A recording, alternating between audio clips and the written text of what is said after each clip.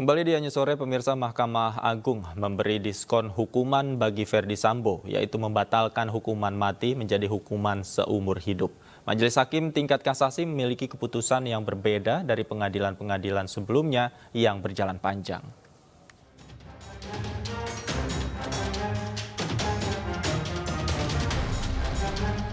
Belum hilang dari ingatan kasus pembunuhan berencana terhadap Brigadir Nofriansah Yosua Huta Barat yang diotaki Ferdy Sambo membuat heboh rakyat Indonesia.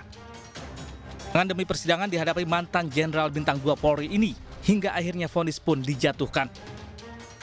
Ferdy Sambo dihukum mati untuk kasus pembunuhan berencana anak buahnya. Tak terima divonis mati, Ferdy Sambo melalui kuasa hukumnya mengajukan banding. Bukan mendapat keringanan, Pengadilan Tinggi DKI Jakarta malah memperkuat putusan hukuman mati Pengadilan Negeri Jakarta Selatan.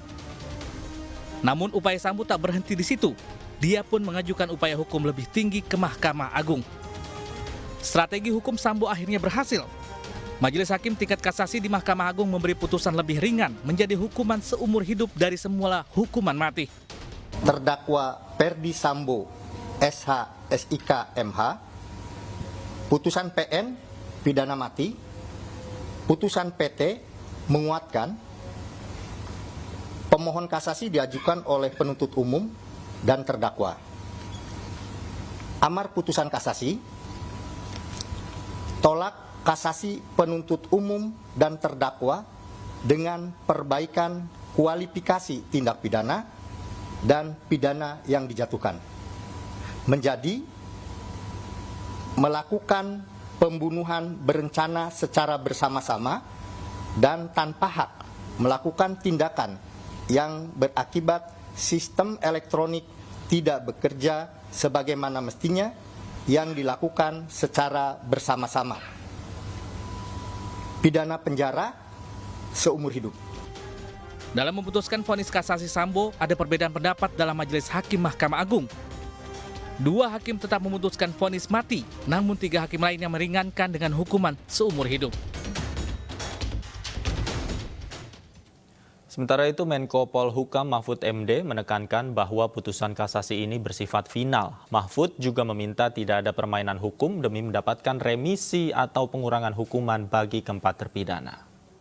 Ini negara hukum, oleh sebab itu Mahkamah Agung sudah memutuskan seumpama negara boleh melakukan upaya hukum, itu ya kita lakukan. Tetapi di dalam sistem hukum kita, kalau hukum pidana sampai kasasi itu jaksa atau pemerintah tidak boleh PK. Yang boleh PK itu hanya terpidana. Kalau jaksa tidak boleh, oleh sebab itu ya mari kita jaga keputusan ini agar tetap ditegakkan dan mudah-mudahan tidak ada kong kali kong permainan lagi nanti di PK lalu diturunkan lagi sehingga lalu diremisi dan sebagainya. Itu bisa saja terjadi. Menurut saya seluruh pertimbangan sudah lengkap dan kasasi itu ada final. Sedangkan PK itu adalah upaya luar biasa yang harus ada novum. Novum itu Kejaksaan Agung juga memastikan tidak memiliki wewenang untuk mengajukan peninjauan kembali vonis kasasi Ferdy Sambo. Peninjauan kembali hanya bisa dilakukan oleh terpidana atau ahli warisnya. Karena putusan belum kami terima secara lengkap dan utuh, tentunya kami harus menunggu putusan.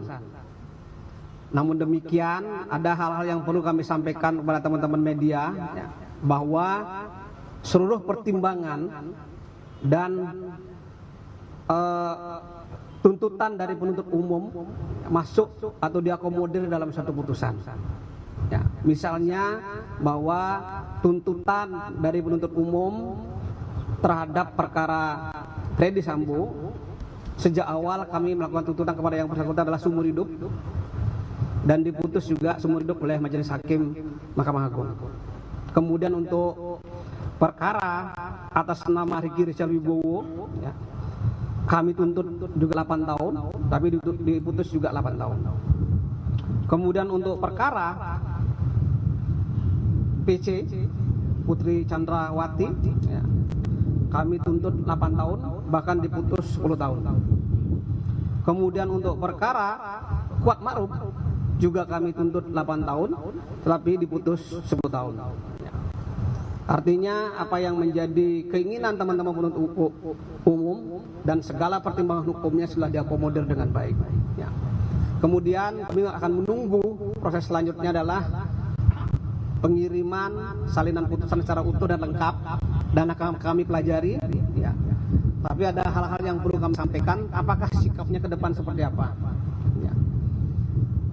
Kewenangan kejaksaan dalam hal ini adalah jaksa penuntut umum untuk melakukan upaya hukum luar biasa berupa PK. Ya. Sejak tanggal 14 April 2023 sudah dianulir oleh Mahkamah Konstitusi dengan putusan nomor 20 tahun 2023, sehingga kita tidak mempunyai kewenangan lagi untuk melakukan PK dalam perkara tindak pidana. Ya, tidak punya kewenangan. Tetapi yang mempunyai kewenangan tetap adalah terpidana dan atau ahli warisnya. Kita tinggal tunggu nanti setelah dilakukan eksekusi, setelah statusnya keempat terdakwa ini menjadi narapidana, maka yang bersangkutan juga diberikan kewenangan, kesempatan untuk mengajukan PK yang diatur secara. Selain Ferdi Sambo, sidang kasasi di Mahkamah Agung juga putuskan pengurangan hukuman bagi Putri Chandrawati, Ricky Rizal, dan Kuat Ma'ruf.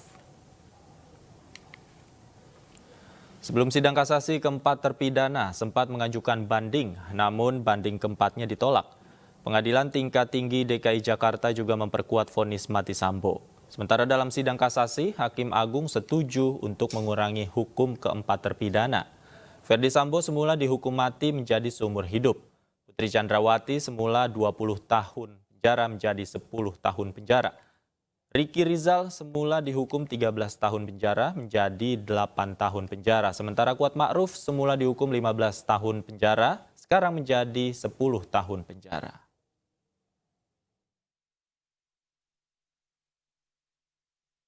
Putusan pengurangan hukuman diketok oleh 5 orang Hakim Agung. Dalam pengambilan keputusan terjadi dissenting opinion di antara Hakim Agung. 3 Hakim Agung setuju pengurangan putusan. Mereka adalah Hakim Ketua Suhadi, Hakim Anggota Soeharto, dan Yohanes Priana. Sementara 2 Hakim Agung, Jur Piyadi dan Desnayeti, menolak pengurangan putusan. Namun kedua hakim ini kalah suara dari 3 anggota majelis hakim lainnya. Akhirnya putusan hakim adalah mengurangi vonis Sambo menjadi seumur hidup.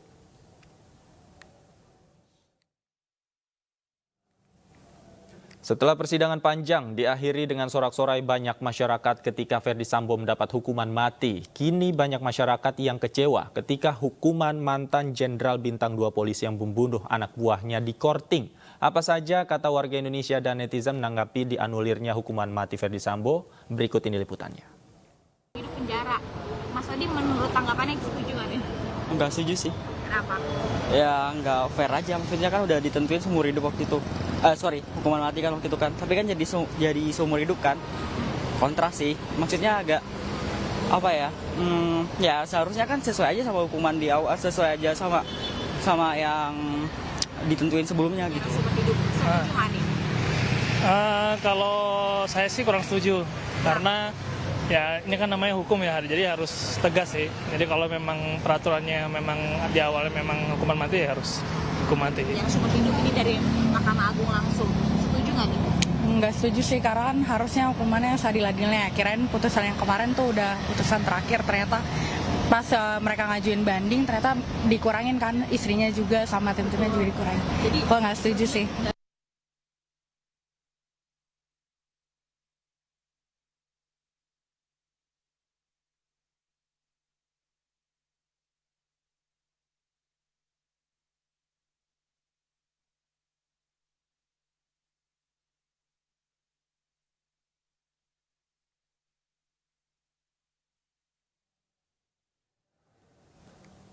Masyarakat banyak yang kecewa dengan dianulirnya hukuman mati Ferdi Sambo. Lantas bagaimana dengan keluarga Yosua Huta Barat? Untuk membahasnya sudah bergabung bersama kami ayah almarhum Yosua Huta Barat, ada Bapak Samuel Huta Barat. Selamat sore Pak Samuel, apa kabar? Selamat sore, kabar baik. Pak Samuel, pertama saya ingin mulai dengan pertanyaan tanggapan Bapak ketika pertama kali mendengar bahwa Ferdy Sambo dikorting hukumannya oleh Mahkamah Agung. Yang pertama kita menghormati putusan mahkamah dan yang bikin kami kecewa. Kami tidak mengetahui bahwa kemarin tanggal 8 ada sidang kasasi yang dilaksanakan di Mahkamah Agung. Kami mengetahuinya sudah sore, itu dari media. Itulah yang sangat kami kecewa. Jadi proses yang berjalan kita tidak mengetahui ataupun tidak terlaksana transparan di pelaksanaan persidangan. Oke, kalau untuk reaksi keluarga besar Pak ketika mengetahui informasi ini seperti apa Pak Samuel? Ya, reaksi kami sangat terkejut. Terkejutnya begini, itu kan sudah 2 tahapan persidangan. Persidangan di Pengadilan Negeri Jakarta Selatan dan banding yang dilakukan mereka itu di Pengadilan Tinggi Jakarta. Pengadilan Tinggi Jakarta kita sudah sama-sama mengetahui bahwa Pengadilan Tinggi memperkuat keputusan Pengadilan Negeri Jakarta Selatan. Dan kami tidak menyangka sama sekali bahwa di Mahkamah Agung itu terjadi hal-hal yang sudah diputuskan, yaitu pengurangan masa hukuman.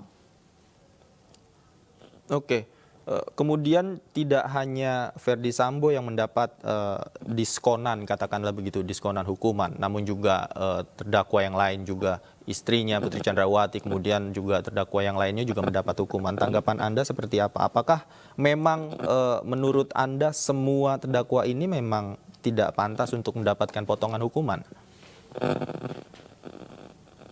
Saya tidak membilangnya tidak pantas. Itu tentu semuanya ada pertimbangan hukum. Yang kami sangat sesalkan itu tidak ada ketransparan di dalam putusan-putusan ini ataupun tidak disiarkannya secara langsung agar kami secara khusus dan begitu juga masyarakat luas mengetahui proses-proses hukum. Apa halnya makanya hukuman-hukuman mereka dikurangi. Kira-kira begitu. Oke, bagian mana yang menurut Anda harus transparan, Pak? Apakah informasi, kemudian pertimbangan-pertimbangan ini juga harus dikemukakan, atau seperti apa? Ya, kita kembali ke belakang di dalam persidangan mulai tahap pertama sampai ke Pengadilan Tinggi Jakarta. Di sana kan sangat transparan, terbuka untuk umum. Jadi kita mengetahui hal-hal apa makanya Pengadilan Tinggi Jakarta menolak banding dan memperkuat putusan Pengadilan Negeri Jakarta Selatan. Jadi hal seperti inilah yang kami inginkan di Pengadilan Mahkamah Agung, ketransparanan masalah hukum. Agar kami masyarakat, terutama kami selaku orang tua dari almarhum Joshua, ada pembelajaran hukum ke depannya. Oke, artinya dalam prosesnya kemarin tidak ada komunikasi dengan keluarga, Pak, ya? Sama sekali tidak ada. Kami mengetahui dari salah satu awak media yang menelepon saya, tepatnya itu kurang lebih 6:30 sore atau pas maghrib, saya ditelepon awak media meminta tanggapan soal hal putusan Mahkamah Agung. Jadi sempat saya terkejut kapan dilakukan dan bagaimana putusannya. Jadi saya nggak bisa memberi tanggapan. Itulah yang saya bilang terhadap awak media yang menghubungi saya kemarin.